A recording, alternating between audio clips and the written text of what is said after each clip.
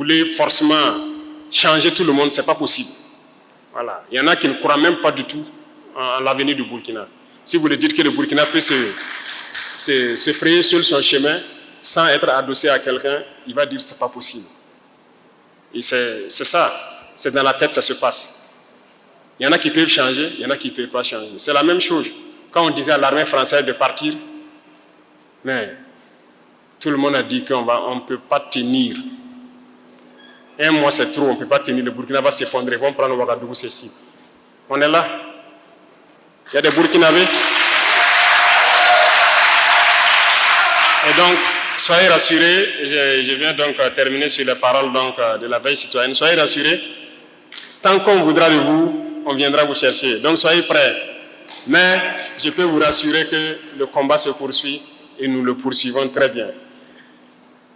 Dernière chose que je peux vous demander, ça c'est à nos mamans.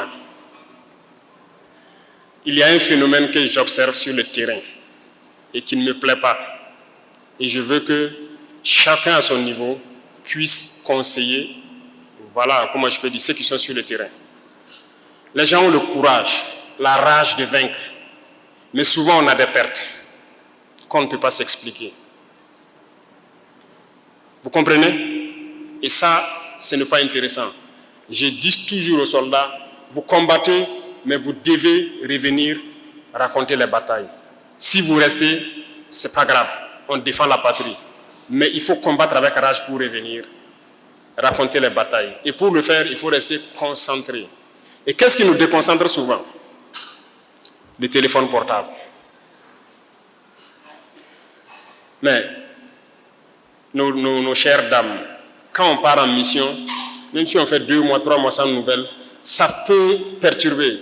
Mais il faut qu'on reste concentré. Il ne faut pas vouloir que chaque nuit, on ait appel vidéo ou bien concession et les messages à chaque seconde.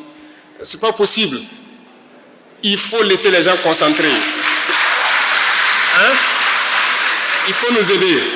Je le dis parce que ce sont les terroristes eux-mêmes qui nous disent. Il y en a qu'on a pris prisonniers, il y en a qui se sont rendus. Et quand ils viennent, ils nous disent que non, c'est à travers les téléphones qu'ils arrivent à réussir certaines attaques. Et ils nous expliquent ça. Ils nous disent que la nuit, ils observent dans nos camps à distance. Lorsqu'il y a beaucoup de lumière, ça veut dire que les gens sont concentrés sur les téléphones. C'est à ce moment où ils profitent de s'approcher. Et la journée, ils regardent. Lorsque les gens sont concentrés sur les téléphones, ils profitent d'attaquer. Ils peuvent s'approcher de la sentinelle sans qu'ils ne sachent. C'est les terroristes eux-mêmes qui nous disent ça. Donc vous voyez comment le téléphone est dangereux. Partout où les gens n'ont pas été surpris, l'ennemi ne peut pas.